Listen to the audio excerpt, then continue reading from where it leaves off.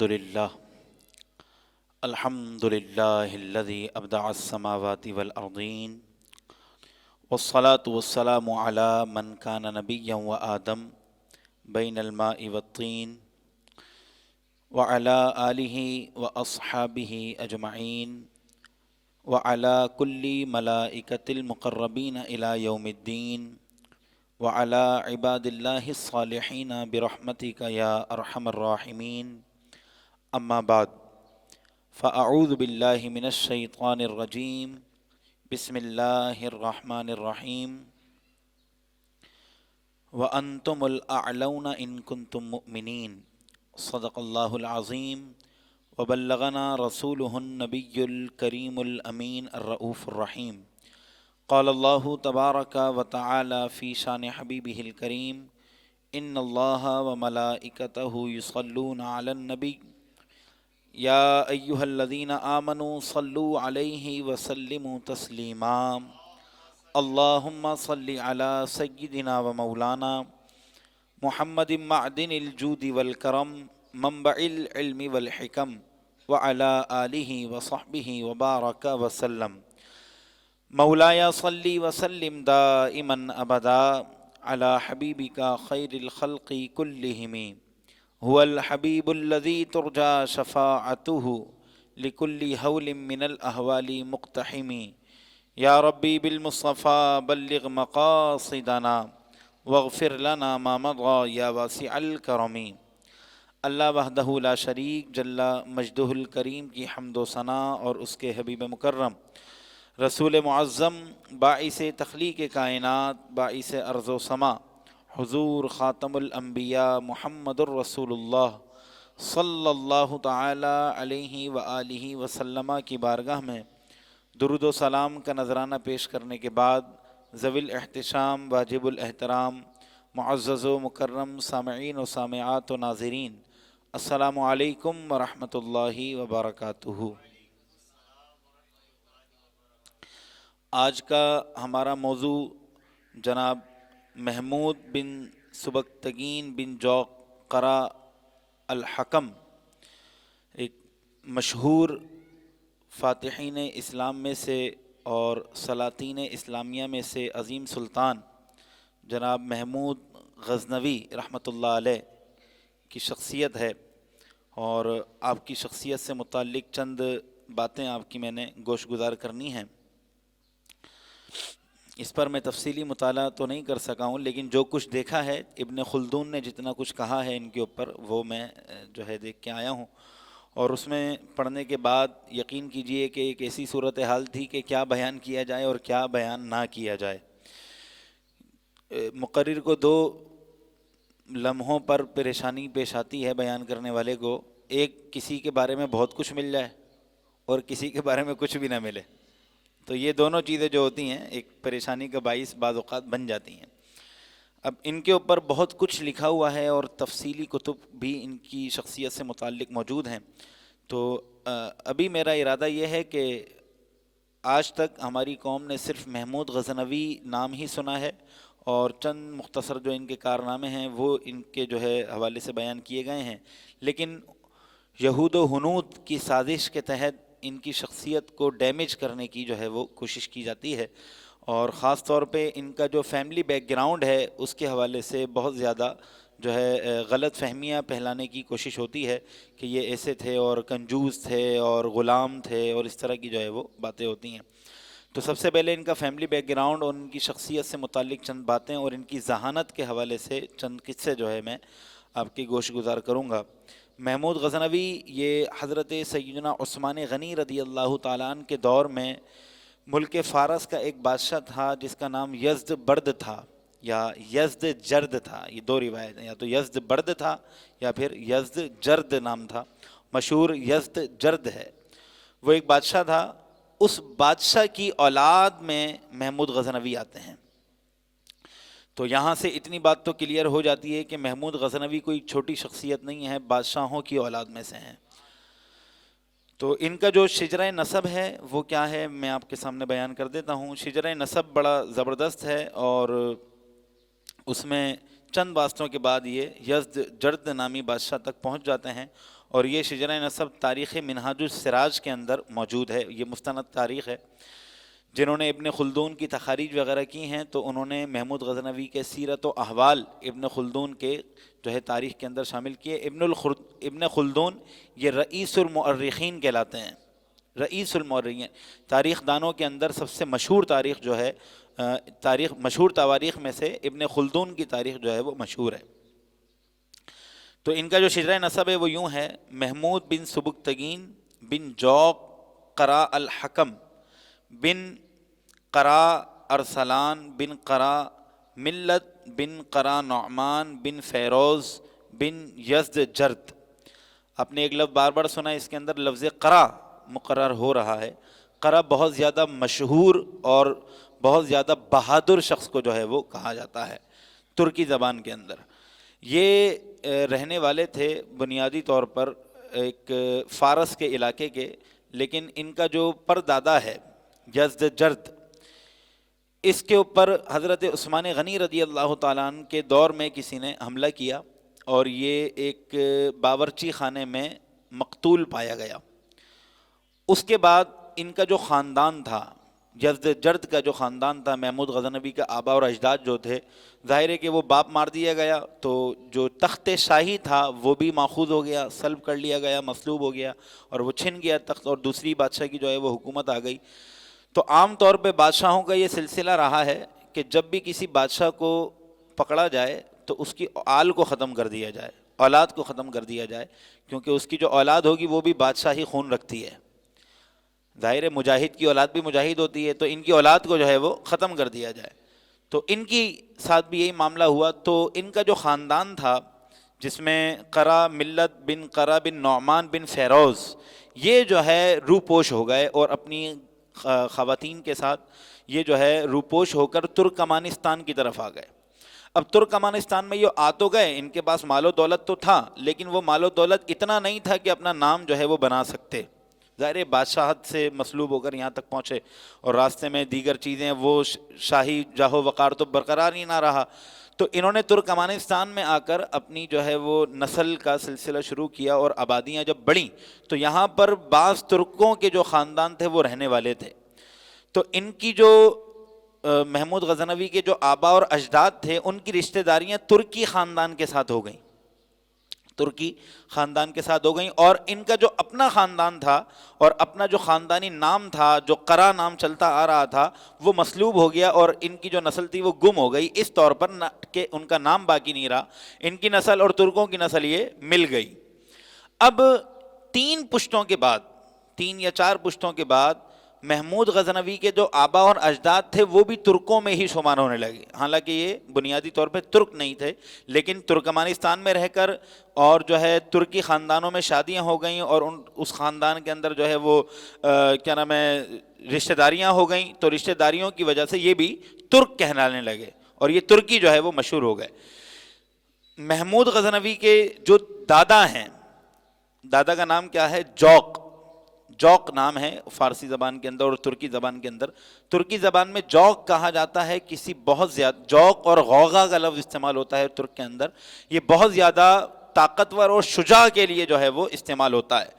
ان کے بارے میں محمود غزنوی سے ہی روایت ہے، اور یہ روایت جو ہے وہ تاریخ ناصری کے اندر ابو الفضل نے نقل کی ہے، اور اس کے اندر جو ہے وہ روایت نقل کرتے ہیں کہ محمود غزنوی سے میں روایت کر رہا ہوں، محمود غزنوی نے کہا کہ میرے دادا جوق قرا الحکم یہ اتنے بہادر اور شجاع تھے کہ ترکمانستان میں اگرچہ دوسری زمینوں سے آئے تھے اور وہ جاہو جلال نہیں تھا، لیکن ان کا نام اگر کسی جگہ پر لے دیا جاتا تو سب اپنا سر جھکا دیا کرتے تھے، سر جو ہے وہ اپنا جھکا دیتے تھے۔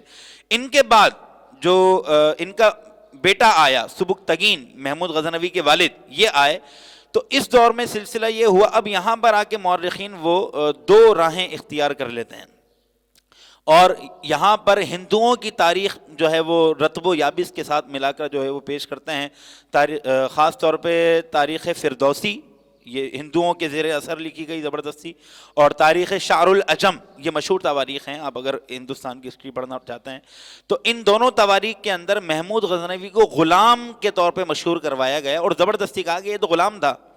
تو جب یہ پڑھ رہا تھا تو میرے ذہن کے اندر ایک نقطہ آیا، ٹھیک ہے یہ غلام تھا، مسلمانوں کا غلام اتنا طاقتور تھا کہ تمہارے راجاؤں کو دبا کے رکھ دیا یعنی یہ مفتی وقار الدین رحمۃ اللہ علیہ وہ جو ہے کسی فرقے کے بارے میں کہتے ہیں کہ ان لوگوں کے حافظے کمزور ہوتے ہیں. میں کہتا ہوں ان لوگوں کے حافظے بھی کمزور ہوتے ہیں، تاریخ بھی کمزور ہوتی ہے، ان کو پتہ ہی نہیں ہوتا ہم بول کے آ رہے ہیں. ٹھیک ہے اگر تم محمود غزنوی کو غلام تسلیم کر، ہم نہیں تسلیم کرتے، غلام اگر تم تسلیم کر لیتے ہو، جناب یہ غلاموں کی اولاد میں سے تھا، تو اندازہ لگاؤ کہ جو غلاموں کی اولاد میں ہو اور ہو مسلمان ہیں، اسلام کا اس نے کلمہ پڑھا ہو، وہ تمہارے بڑے بڑے راجاؤں کو جو ہے گھٹنے ٹیکنے پر مجبور کر دے اور تمہارا سب سے بڑا مندر سومناتھ کو تباہ و برباد کر دے اور 83 من سونا اس کی مال غنیمت میں آئے. 83 من سونا یہ کوئی چھوٹی بات نہیں ہے. 83 من سونا اس کی جو ہے وہ کیا نام ہے مال غنیمت کے طور پر اس کو ملے. یہ حال غلاموں کا ہے. اگر تم آقاؤں سے مقابلہ کرنے جاؤ تو تمہاری تو نسلیں ختم ہو کے رہ جائیں گی. تم سوچو تو صحیح تم بول کیا رہے ہو. ٹھیک ہے اگر تم غلام مانتے تو اسی طور پر ہم نے جو ہے یہ جملہ تمہاری طرف جو ہے وہ پلٹا دیا. خیر یہ بنیادی طور پہ غلام نہیں تھے، بلکہ دو روایتیں یہاں پر آئی ہیں. ایک تو یہ ہے جس میں تاریخ ناصری والوں نے بھی لکھا ہے، ابو الفضل نے، کہ معاملہ یہ ہوا تھا کہ ظاہر ہے کہ ایک وہ خاندان کہ جو روپوش ہو کر جو ہے وہ ہجرت کرتے ہوئے مختلف شہروں کا سفر کرتے ہوئے جو ہے فارس سے جو ہے ترکمانستان تک آ رہا ہے، تو یقیناً اس کو لٹوروں کا بھی سامنا کرنا پڑتا ہے. اور ان ساری اور پہلے کا دور ہے یہ 300 ہجری سے پہلے کا دور جو ہے وہ بیان ہو رہا ہے، یعنی آج سے 1200 سال پہلے کی بات ہو رہی ہے. آپ ابھی بھی جو ہے اندرونی سندھ کے راستوں سے نکل جائیں آپ کو بڑا خطرہ لاحق رہتا ہے کہ یار یہ والا راستہ جو ہے وہ کلیئر ہو جائے. یہ تو پھر 1200 سال پہلے کی بات ہے، اور اس کا سفر بھی جو ہے وہ خچنوں پر، گھوڑوں پر، اونٹوں پر ہوا کرتا تھا، اور اس وقت جو ہے حفاظت کے اتنے زیادہ انتظامات نہیں ہوا کرتے تھے.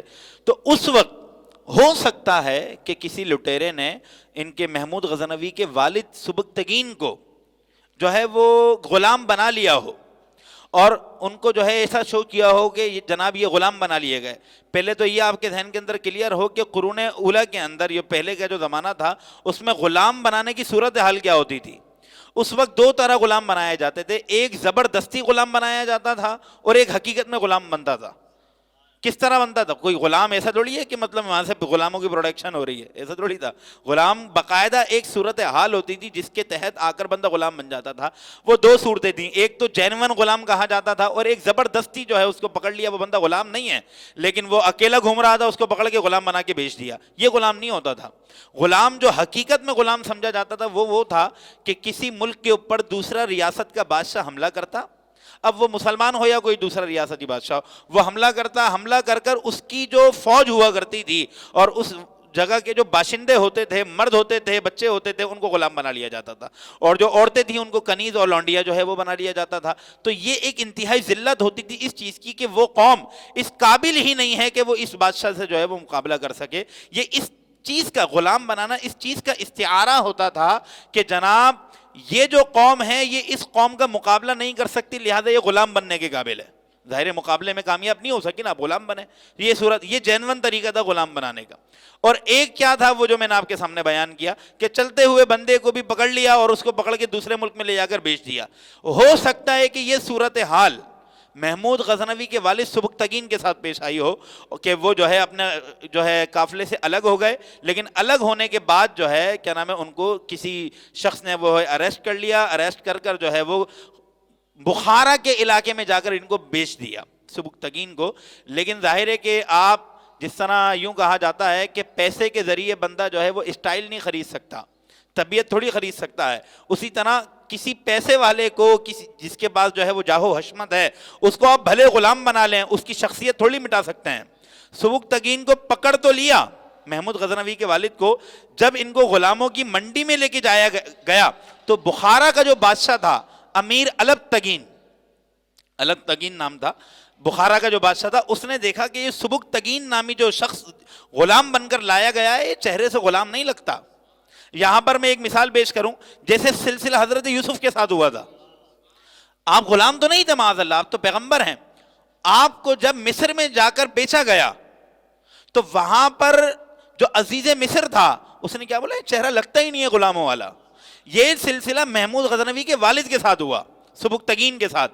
اب سبکتگین کو بخارا کی منڈی کے اندر لے کے تو چلا گیا بندہ، تو وہاں پر امیر البتگین نے دیکھ لیا، نام ملتے جلتے ہیں، امیر البتگین اور محمود غزنوی کے والد کا نام سبکتگین۔ امیر البتگین نے جب دیکھا تو ان کی پیشانی چمک رہی تھی، تو کہا کہ اس بچے کی عمر چھوٹی ہے، 9-10 سال یا 12 سال اس کی عمر ہے، اور اس کا قد کاٹ دیکھو اور اس کے جو ہے چہرے اور پیشانی کے اوپر روب و جلال دیکھو، میں اس کو غلام نہیں رہنے دوں گا۔ انہوں نے اس کو خریدا، اپنے پاس خرید کر ان کو لے پالک بنا لیا امیر البتگین نے، ان کی پرورش کی۔ جب امیر البتگین بڑے ہوئے اور جوانی میں جو ہے آپ نے قدم رکھا تو اپنی بیٹی سے امیر البتگین نے سبکتگین کی شادی کروائی۔ تو یہ دوہری، اب اس بیٹی سے جو امیر البتگین کی جو ہے اولاد ہے اور سبکتگین کی بیٹی ہے، ان سے جو ہے محمود غزنوی کی ولادت ہوئی۔ آپ مجھے بتائیں یہ کون سا غلام ہے کہ جو بادشاہ کی اولاد میں سے اس کا باپ چلتا آ رہا ہے اور بادشاہ کی اولاد میں سے اس کی ماں چلتی آ رہی ہے؟ آپ کیسے کہہ سکتے ہیں کہ جناب یہ جو ہے وہ غلاموں کی اولاد ہے؟ غلام کبھی بادشاہ جو ہے اپنی بیٹی کی شادی غلام سے کرتا ہے؟ نہیں۔ امیر سبکتگین جو تھے محمود غزنوی کے والد، انہوں نے جوہر دکھائے اور امیر البتگین نے کہا کہ میرا جو انتخاب تھا وہ بالکل درست بالکل جو ہے وہ غلط نہیں تھا، بالکل درست تھا، اور میں نے اپنی بیٹی کے لیے بھی درست انتخاب کیا اور اپنی سلطنت کے لیے بھی درست انتخاب کیا، اپنی سلطنت کے لیے بھی جو ہے وہ درست انتخاب کیا۔ تو ان سے جو ہے جناب محمود غزنوی کی ولادت ہوتی ہے، اور محمود غزنوی کی ولادت بھی بڑی خوب ہے۔ ان کے والد امیر سبکتگین خواب دیکھتے ہیں، امیر البتگین کا انتقال ہو چکا ہے، اور امیر البتگین کے انتقال کے بعد سبکتگین جو ہے وہ تخت پر موجود ہیں، اپنے جو ہے حجرے میں سو رہے ہیں، آرام فرما رہے ہیں، اور آرام کرتے ہوئے ان کو خواب آتا ہے، اور خواب کے اندر یہ دیکھتے ہیں کہ ایک درخت ہے، وہ درخت جو ہے وہ زمین سے نکلنا شروع ہوا، اور نکلتے نکلتے اتنا اونچا ہو گیا کہ اس کے سائے میں اطراف کے کئی ممالک جو ہے وہ آ گئے، اطراف کے کئی ممالک ان کے سائے میں آ گئے۔ یہ خواب جو ہے وہ تاریخ ناصری کے اندر بھی موجود ہے، تاریخ منہاج السراج کے اندر بھی موجود ہے۔ ہو سکتا ہے کوئی جو ہے وہ آرگیومنٹ کرتے جناب یہ خواب کہاں سے بیان کر دیا، مولوی اپنی باتیں کرتے رہتے ہیں، تاریخ تو اٹھا کر پڑھیں آپ جو ہے ایسے الزامات لگانا شروع کر دیں کہ محمود غزنوی جو ہے کیا نام ہے وہ غلام تھا اور یہ تھا اور وہ تھا، تو محمود غزنوی کے جو وارث ہیں وہ خاموش بیٹھ جائیں گے؟ کیا وہ تحقیق کرنا نہیں جانتے؟ کیا ان کو ریسرچ کرنا نہیں آتی؟ کیا ان کو عربی اور فارسی پڑھنا نہیں آتی؟ الحمدللہ ساری چیزیں آتی ہیں۔ تمہارا منہ توڑ جواب دیں گے، اینٹ کا جواب پتھر سے ہمیں دینا آتا ہے، اینٹ کا جواب پتھر سے الحمدللہ وارثین ہیں، جو علوم نبویہ ہیں ان کو دینا آتا ہے، ہم ان کے قدموں میں بیٹھنے والے ہیں۔ تو تاریخ منہاج السراج کے اندر اور تاریخ ناصری کے اندر موجود ہے کہ یہ خواب دیکھا انہوں نے، جب ان کی آنکھ کھلتی ہے تو آ کر جو ہے جو خادمین ہیں وہ خبر دیتے ہیں جناب آپ کا اقبال بلند ہو، آپ کے یہاں ایک ہوش مند بچے کی جو ہے وہ ولادت ہوئی ہے، اور اس کی پیشانی بھی آپ کی طرح بڑی ہے، اور اس کی آنکھوں کے اندر جو وہ جہان آباد نظر آتا ہے وہ بچہ آنکھوں کے اندر جہان آباد نظر آتا ہے، اور وہ بچہ ایسے جو ہے اپنے محل کو دیکھ رہا ہے جیسے اس محل کو کافی عرصے سے جانتا ہو۔ یہ ایک انداز ہوتا ہے خوشخبری دینے والوں کا، وہ مبالغہ آرائی بھی کرتے ہیں اپنی جگہ، لیکن بات تو ٹھیک ہے۔ محمود غزنوی نے آگے جا کر جو جوہر دکھانا شروع کیے وہ کوئی کم تو نہیں تھے۔ صرف 23 سال کی عمر میں امیر سبکتگین نے محمود غزنوی کو اپنے تخت پر بٹھا دیا تھا، 23 سال کی عمر میں، اور تھوڑے عرصے کے بعد جو ہے وہ ان کا انتقال ہو گیا۔ وہ جو سن تھا وہ سن تھا 387 ہجری کے اندر محمود غزنوی کو جو ہے وہ تخت شاہی دیا گیا، اور یہاں پر آپ نے جو ہے کیا نام ہے فتوحات کا سلسلہ کیا، اور فتوحات کا سلسلہ چاروں اطراف پر پھیلا، یعنی چاروں طرف جو ہے دائیں جانب بائیں جانب آگے کی جانب پیچھے کی جانب ہر جانب جو ہے ان کی سلطنت پھیلتی چلی گئی، اور کافی عرصے تک جو ہے آپ نے سلطنت اور جو ہے یہ بادشاہت کی اور شاہی نظام آپ چلاتے رہے۔ اس دوران بہت سارے جو ہے وہ واقعات پیش آئے۔ یہ جو ہے کافر کہا کرتے ہیں ہندو کہ محمود غزنوی کنجوس طبیعت آدمی تھے۔ میں نے کہا کہ جس کو 83 من سونا مل جائے نا وہ کنجوس بھی ہو تو کنجوس نہیں رہتا۔ جس کو 83 من سونا مل جائے، 83 من سونا لگائیں تو صحیح، رکھیں گے کدھر وہ آپ، 83 من سونا جس کو مل جائے وہ کنجوس نہیں رہتا۔ اور ان کے پاس تو مال و دولت کی کوئی کمی ہی نہیں تھی۔ ہاں محمود غزنوی کے بارے میں اتنا ضرور آتا ہے کہ یہ پیسہ جہاں خرچ کرنا ہوتا تھا وہاں خرچ کرتا تھا۔ اب ظاہر ہے کہ شاعر اور قصہ گو قسم کے لوگ آئیں، ان کو کہتا کہ ان کو دینے کی ضرورت نہیں ہے۔ لوگوں نے کہا کہ محمود غزنوی شرابی تھا، معاذ اللہ، یہاں تک بات گئی، اور جو ہے یہ ایاز کے ساتھ مل کر شراب پیا کرتا تھا۔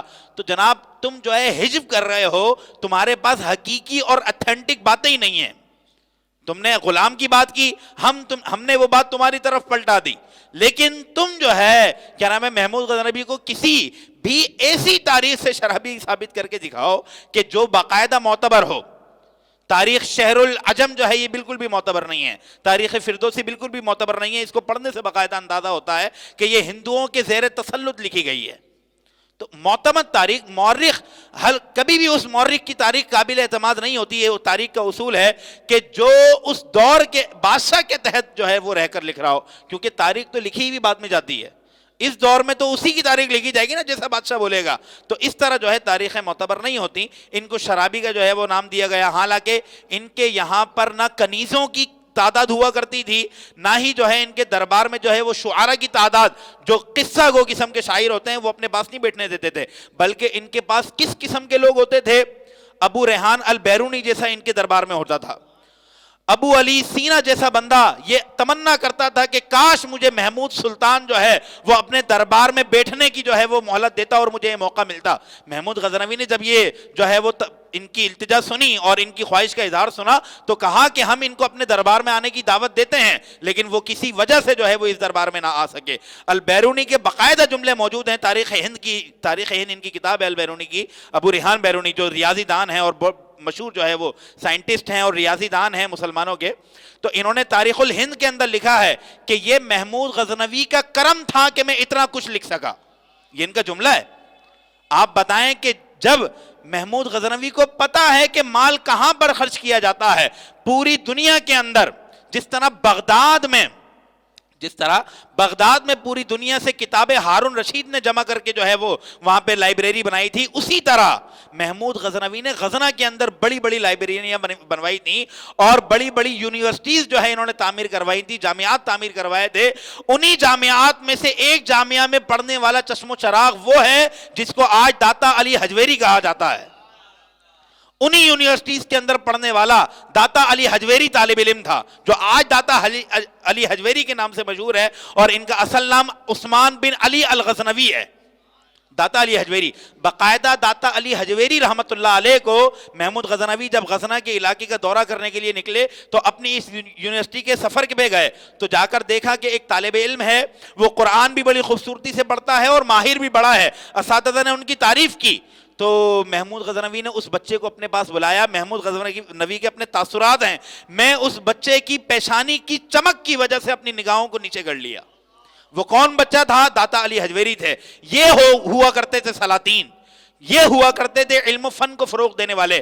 میں نے کیا بات بیان کی ہے؟ یونیورسٹی تعمیر کی ہے اور اس یونیورسٹی کے اندر بچے قرآن پڑھتے ہیں، اس یونیورسٹی کے اندر بچے حدیث پڑھتے ہیں. اور اتنا ہی نہیں ہے بلکہ جواہر معینیہ والوں نے جو معتبر کتاب ہے فقہائے احناف کی سیرت کے اوپر، انہوں نے محمود غزنوی کے بارے میں لکھا کہ یہ اپنے دور کے بہترین عالم دین تھے اور ان کو طبقہ فقہا کے اندر بیان کیا ہے.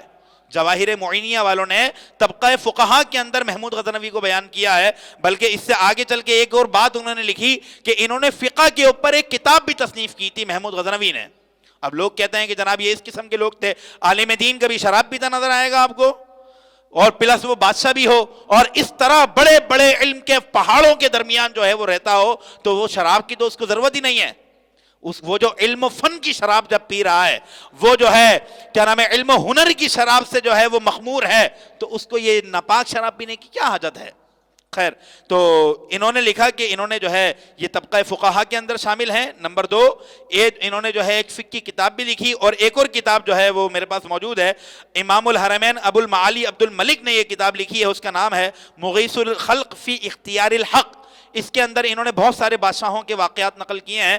اس میں امام الحرمین ابو المعالی عبد الملک جوینی لکھتے ہیں، یہ معتبر امام ہیں حدیث کے، یہ لکھتے ہیں کہ محمود غزنوی کا معمول تھا یہ روزانہ رات میں نماز عشاء کی ادائیگی کے بعد محدثین سے درخواست کرتے کہ آپ لوگ میرے آقا محمد الرسول اللہ کی احادیث کا اجرا کیجئے، آپ اجرا کیجئے. اور یہ ان کی صحبت اور ان کی مجلس کے اندر طالب علم بن کے بیٹھا کرتے تھے محمود غزنوی رحمۃ اللہ علیہ.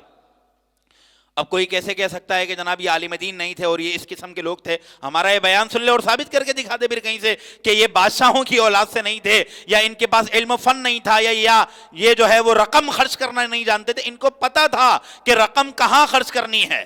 طوائفوں کے اوپر رقم نہیں خرچ کی جاتی، شرابوں کے اوپر جو ہے وہ رقم نہیں خرچ کی جاتی. رقم جب تک علم و فن کے اوپر خرچ کی جاتی رہے گی مسلمان ہمیشہ ترقی اور عروج کی طرف جاتے رہیں گے. جب سے مسلمانوں نے اپنے خرچوں کو دوسری طرف موڑ دیا ہے یہ زوال اور پستی کی طرف جو ہے وہ جانا شروع ہو جائیں گے. 22 ہزار روپے کی شراب کی بوتل لوگ پی جاتے ہیں آج کے دور میں.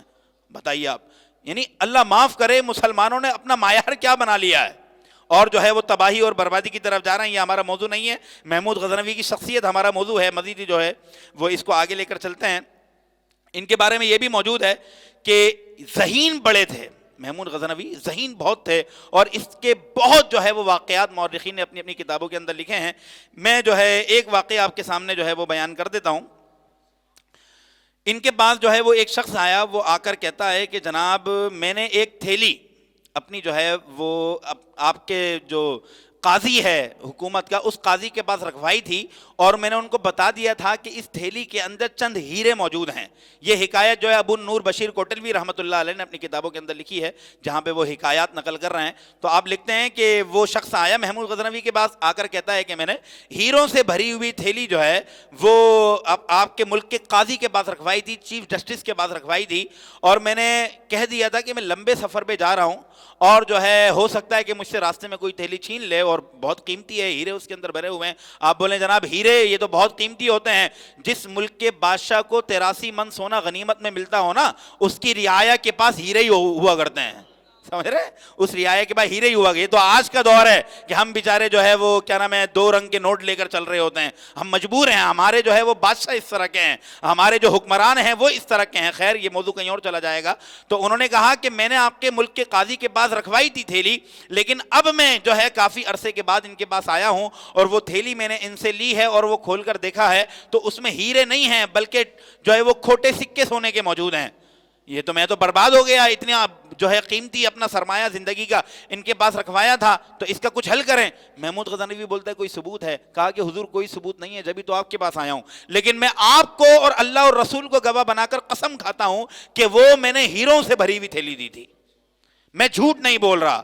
اب کوئی معاملہ، اب میں جو ہے قاضی صاحب کے پاس گیا ہوں تو قاضی صاحب نے کہا کہ بھائی دیکھو تم نے جس انداز سے تھیلی سی تھی یہ اسی طرح سلی ہوئی ہے، کہیں سے پھٹی ہوئی بھی نہیں ہے، کہیں سے کھلی ہوئی بھی نہیں ہے، جیسی تم نے دی تھی ویسی میں نے تمہیں واپس کر دی ہے، لہٰذا تم مجھ پر جو ہے وہ چوری کا الزام مت لگاؤ. محمود غزنوی کو یہ ساری کہانی سنائی اس نے. تو محمود غزنوی کا دربار جب خالی ہوا سب لوگ باہر چلے گئے تو محمود غزنوی اٹھا اور جس تخت کے اوپر بیٹھا ہوا تھا اس کو جو ہے اپنے چاقو سے پھاڑ دیا اور اس چاقو سے پھاڑ کر اور کہا کہ اس کو جو ہے بالکل بند کر دیا جائے میرے دربار کو، اور صفائی کرنے والے کے علاوہ کوئی بھی جو ہے یہاں پر داخل نہ ہو، میں جو ہے لمبے سفر پر جا رہا ہوں. اب یہ لمبے سفر پہ چلے گئے، کسی کو بھی نہیں پتا کہ کمرے کے اندر ہوا کیا ہے، دربار کے اندر کیا ہوا ہے. یہ باہر نکلے اور سفر پہ چلے گئے. پیچھے سے جب صفائی کرنے والا آیا اس نے دیکھا کہ اتنے بڑے بادشاہ کا تخت پھٹا ہوا ہے. اس نے کہا کہ تخت پھٹا ہوا ہے یہ تو ایسی کی تیسی کر دے گا سب کی، لہذا اس کو جو ہے اسی طرح سلواؤ جس انداز سے جو ہے کیا نام ہے یہ پہلے موجود تھا. اب پورا دربار بڑے بڑے وزراء جو ہے وہ اس کوشش میں لگ گئے کہ کسی طرح اس کو اسی طریقے سے سی دیا جائے کہ یہ محسوس ہی نہ ہو کہ یہ پھٹا ہوا ہے. اب جو ہے بڑی کوشش کے بعد ایک شخص کو تلاش کیا اور اس علاقے کے اندر جو بندہ تھا احمد رفوگر کے نام سے مشہور تھا. رفوگر مطلب وہ چیزیں سی دینے والا. اب وہ احمد رفوگر آیا اور اس نے وزیروں نے اس کو کہا کہ یہ اسی طرح سینا ہے، پتہ بھی نہ چلے کہ یہ کس نے باڑا ہے اور یہ پہلے کہاں سے پھٹا ہوا تھا. اس نے کہا بالکل سی دیا جائے گا. اب اس کی منت ترلے کر کے جو ہے اس کو سی دیا. تھوڑے عرصے کے بعد محمود جو ہے وہ واپس آیا اپنے دربار میں. آ کر لوگ یہ سمجھ رہے ہیں کہ اس کو پتہ نہیں چلے گا، پھاڑ کے تو وہی گیا تھا. تو اس نے پوچھا کہ یہ یہاں سے میں پھاڑ کے گیا تھا، کس نے اس کو سیا ہے؟ کہا کہ نہیں حضور یہ پھٹا ہوا نہیں تھا، یہ تو بالکل صحیح ہے. کہا کہ نہیں میں اس صوفے کو پھاڑ کے گیا ہوں، اس تخت کو جو ہے وہ پھاڑ کے گیا ہوں. تم بتاؤ میں تمہیں کچھ نہیں کہوں گا، کس نے سیا ہے؟ اس بندے کو میرے سامنے لا کر جو ہے وہ کھڑا کرو. تو احمد رفوگر کو لایا گیا. احمد رفوگر نے کہا کہ حضور میں نے کچھ غلطی نہیں کی ہے، آپ کا جو پورا دربار تھا وہ میرے پاس آیا اور انہوں نے میری بڑی منتیں کی تب جا کر میں نے یہ سیا ہے، میں نے کوئی غلطی نہیں کی ہے اور انہوں نے جیسا سینے کا کہا تھا میں نے بالکل سی دیا ہے. وہ کہتے ہیں تیرے فن کے اوپر تو کوئی کسی کو جو ہے وہ شک نہیں ہے، مجھے تو پتہ بھی نہیں چل رہا یہ پھٹا ہوا کہاں سے تھا.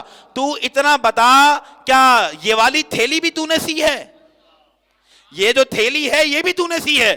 بولتا جی جی حضور یہ بھی میں نے سی ہے, یہ یہاں سے پھٹی ہوئی تھی, دیکھیں پتہ نہیں چل رہی, یہ یہاں سے پھٹی ہوئی تھی, یہ میں نے سی ہے. کہا کہ کون سلوانے آیا تھا؟ حضرت وہ ہمارے جو قاضی صاحب ہیں نا وہ سلوانے آئے تھے, اور انہوں نے کہا کہ اس کے اندر ہیرے ہیں, تھوڑے سے ہیرے مجھے بھی دیے اور باقی خود رکھوا کے واپس لے گئے.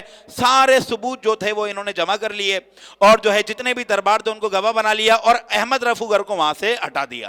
اب قاضی صاحب کو بلوایا گیا, قاضی صاحب کو کہا کہ جناب سچ سچ بتا دو, معاف کر دوں گا, آپ کا مرتبہ بہت بلند ہے, آپ جو ہے شریعت و سنت کے مطابق فیصلے کرتے ہیں, آپ صحیح صحیح بتائیے کہ یہ چوری آپ نے کی ہے یا نہیں. قاضی بولتے ہیں آپ میرے اوپر الزام لگا رہے ہیں اور مجھ کو جو ہے زبردستی جو ہے وہ مجرم جو ہے وہ قرار دینے کی کوشش کر رہے ہیں. میں جو ہے قسم کھا کے کہتا ہوں میں نے یہ حرکت نہیں کی ہے. احمد رفوگر کو بلایا گیا. اب احمد رفوگر کو دیکھتے ہی قاضی صاحب کی جو نگاہیں تھیں وہ جھک گئیں, اور ذلت اور رسوائی جو ہے ان کو ہوئی. قاضی صاحب کو جو ہے وہ محمود نے اپنے دربار سے نکلوا دیا, اور جو ہے وہ ذلت اور رسوائی کا جو ہے وہ ان کو سامنا کرنا پڑا.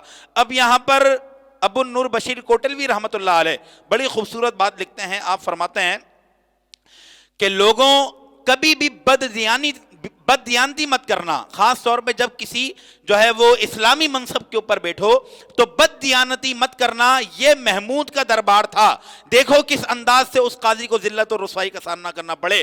اگر تمہیں یہاں کوئی محمود نہ ملا تو قیامت والے دن اللہ تبارک و تعالی محمود حقیقی ضرور اس کا سامنا کرنا پڑے گا, اور اس وقت پوری مخلوق تمہاری ذلت دیکھ رہی ہوگی, اور اس وقت معافی کا دروازہ بند ہو چکا ہوگا, اور اس وقت گواہی دینے والے یہ لوگ نہیں ہوں گے بلکہ تمہارے ہاتھ ہوں گے. الیوم نختم علی افواہہم, تمہارے منہ گواہی دیں گے, تمہاری زبانیں گواہی دے رہی ہوں گی. کبھی بھی بددیانتی مت کرنا. ہمارے حکمرانوں کو سوچنا چاہیے, ہمیں بھی جو ہے وہ سوچنا چاہیے, جھوٹ بول کر, غیبت کر کے, جو ہے وہ چغلی کھا کر, کسی بھی طرح جو ہے وہ کسی کا مال دبا لیتے ہیں, حصہ دبا کر بہنوں کا بیٹھ جاتے ہیں, کسی کو جو ہے وہ جھوٹ بول کر جو ہے اس کا قرضہ واپس نہیں کر رہے ہوتے, جھوٹ بول کر جو ہے وہ قرضہ اپنے جو ہے پاس رکھ لیتے ہیں. یہ تباہی اور بربادی جو آپ کر رہے ہوتے ہیں دوسرے کی, یہ بددیانتی جو ہے وہ آپ کر رہے ہوتے ہیں, وہ کمزور ہے, وہ آپ کا کچھ نہیں بگاڑ سکتا, لیکن محمود حقیقی کے دربار میں وہ آپ کا گریبان پکڑنے کا حق رکھتا ہے. اس دن آپ نہیں بول پائیں گے, آپ کے ہاتھ بول رہے ہوں گے, آپ کے قدم بول رہے ہوں گے, آپ کی نگاہیں بول رہی ہوں گی کہ آپ نے اس کے ساتھ بددیانتی کی ہے. تو اس چیز سے جو ہے ہمیں ڈرنا چاہیے. اللہ تبارک و تعالی ہمیں جو ہے سلاطین اسلامیہ کے کارناموں سے واقفیت عطا فرمائے اور ان سے جو ہے محبت عطا فرمائے. مسلمانوں کا کھویا ہوا عروج ایک بار پھر ہمیں جو ہے وہ عطا فرمائے, اور دوبارہ ہم وہ دور دیکھیں کہ جب راہ پر چلنے والوں کے پاس ہیرے کی جو ہے وہ تھیلیاں ہوا کرتی تھیں. آمین. وما علینا الا البلاغ المبین.